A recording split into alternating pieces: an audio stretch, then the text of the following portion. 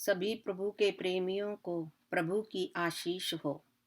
हमारे पिता परमेश्वर प्रभु यीशु के पवित्र नाम की महिमा सदा युगान युग होती रहे। वो प्रेम और शांति का परमेश्वर है। उसके तुल्य कोई नहीं है मेरे प्रियो। हम उसकी तुलना किसी से नहीं कर सकते। वो महान परमेश्वर है। परमेश्वर के महान अनुग्रह के द्वारा आज हम मनुष्य के मन के बारे में जानेंगे कि मनुष्य के मन के विचार कैसे होते हैं और कैसे होने चाहिए। जब परमेश्वर ने इस सृष्टि का निर्माण किया तो पृथ्वी पर मनुष्यों की संख्या बढ़ने लगी। परमेश्वर ने देखा कि पृथ्वी पर मनुष्य की बुराई भी बहुत बढ़ गई है। उनके मन के विचारों में जो कुछ उत्पन्न होता है वह बुरा ही होता है। परमेश्वर मनुष्य को पृथ्वी पर बनाकर पछताया और अपने मन में अति खेदित हुआ। मेरे प्रियो, इसका मतलब ये है कि जब से मनुष्य बना है तभी से उसके मन में बुराई ही पनपती है। इसीलिए भजन संहिता 51 में दाऊद अपने भजन में कहता है कि हे परमेश्वर, मेरे अंदर शुद्ध मन उत्पन्न कर और मेरे भीतर शिथिल आत्मा को नए सिरे से उत्पन्न कर। लेकिन सभी मनुष्य एक समान नहीं होते मेरे प्रियो। कहा गया है कि जिनके मन शुद्ध होते हैं और जिनके काम निर्दोष होते हैं उस पर परमेश्वर आशीष करता है, और जो वचन पर मन लगाता है वह कल्याण पाता है, और जो मन का टेढ़ा होता है उसका कल्याण नहीं होता। इसीलिए नीति वचन 4:23 में कहा गया है कि सबसे ज्यादा अपने मन की रक्षा कर, क्योंकि जीवन का मूल स्रोत यही है। और कौन कह सकता है कि मैंने अपने हृदय को पवित्र किया है अथवा मैं पाप से शुद्ध हुआ हूँ? कोई भी नहीं मेरे प्रियो। इसीलिए मेरे प्रियो, हमें अपने मन को बुरे विचारों से पवित्र करना है, शुद्ध करना है। सब बुराई की जड़ मन ही है। जैसे कि नीति वचन 16 में कहा गया है कि मनुष्य का सारा चाल चलन अपनी दृष्टि में पवित्र ठहरता है, परंतु मन को यहोवा तौलता है। कहने का मतलब ये है कि हर मनुष्य अपने आप को अच्छा दर्शाता है, परंतु परमेश्वर प्रत्येक के मन को जानता है। और हमारे बुरे विचार हमारे मन में ही उत्पन्न होते हैं, जैसे कि हत्या, व्यभिचार, छल कपट, ढा, घमंड, लोभ, निंदा, झूठी गवाही। ये सब मन से ही निकलती हैं और यही बातें मनुष्य को अशुद्ध करती हैं।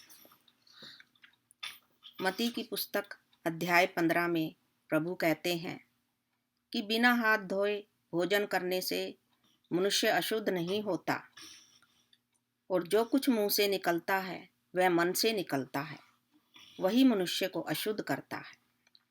जैसे कि भला मनुष्य मन के भले भंडार से भली बातें निकालता है, और बुरा मनुष्य अपने बुरे मन से बुरी बातें निकालता है। तो मेरे प्रियो, हमें बोलने से पहले सोच लेना चाहिए कि हम क्या बोल रहे हैं।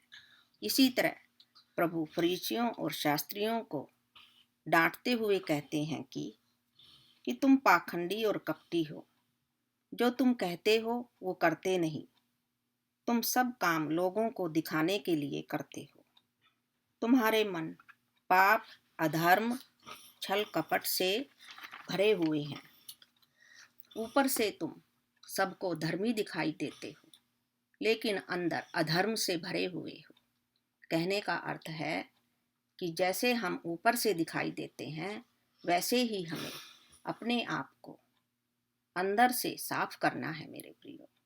हमारे मन में जो बुरे विचार आते हैं उसी क्षण उसे दूर करना है और प्रभु से प्रार्थना करनी है कि हमारे मन को शुद्ध कर। कोई भी टेढ़ी बात, और चालबाजी की बातें अपने मुंह से ना निकालें। अपने मन में किसी के भी प्रति जलन, ढाह, नफरत और बदले की भावना ना रखें। यही बातें मनुष्य को अशुद्ध करती है मेरे प्रियो। मनुष्य नहीं जानता कि किसके मन में क्या चल रहा है, लेकिन परमेश्वर का आत्मा मनों को जांचता है और उसी के अनुसार वह सबको प्रतिफल देता है। इसीलिए मेरे प्रियो, अपने मन को परमेश्वर की ओर लगाइए और अच्छी बातों की ओर ध्यान दें और व्यर्थ बातों को छोड़ें। आप परमेश्वर की संतान हो मेरे प्रियो, उसी के योग्य बनो। जब मनुष्य किसी परेशानी या दुख में होता है तो मन के दुख से आत्मा निराश होती है, लेकिन आपको निराश नहीं होना है मेरे प्रियो। जिसका मन आनंदित और प्रसन्न रहता है उसका स्वास्थ्य भी अच्छा होता है।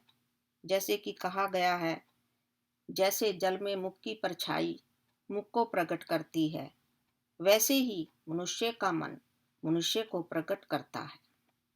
इसीलिए सब बातों में हमें अपने मन को ठीक रखना है, प्रसन्न रखना है, कुछ भी गलत नहीं सोचना। मन की कठोरता को दूर करके हमें नम्र, दयालु, कोमल बनना है मेरे प्रियो। हमारी कोमलता, दयालुता सब पर प्रकट हो, क्योंकि दया करने वालों पर परमेश्वर की आशीष फलती है, क्योंकि वह कंगाल को अपनी रोटी में से देता है। जैसे कि मत्ती अध्याय 5 में कहा गया है कि धन्य है वे जो मन के दीन हैं, वे स्वर्ग का राज्य उन्हीं का है। और धन्य है वे जिनके मन शुद्ध हैं, वे परमेश्वर को देखेंगे। और धन्य है वे जो नम्र हैं, वे पृथ्वी के राज्य के अधिकारी होंगे। तो मेरे प्रियो, हम सब बुराई से अपने मन को शुद्ध करके परमेश्वर के निकट जाएं, उसके प्रेम, उसकी शांति को प्राप्त करें, क्योंकि वो सबको अपना अनुग्रह, अपना प्रेम और अपनी शांति देता है। सब बुराइयों को छोड़कर परमेश्वर की शिक्षा पर ध्यान लगाएं। मेरे प्रियो, परमेश्वर इन्हीं बातों से प्रसन्न होता है। सदैव परमेश्वर में आनंदित रहो। आपके आनंद और शांति को कोई नहीं छीन सकता। लेकिन जब हम शुद्ध मन से परमपिता परमेश्वर के निकट जाते हैं तो सच्ची शांति प्राप्त करते हैं। आप सबको प्रभु का प्रेम और शांति बहुतायत से मिले। आप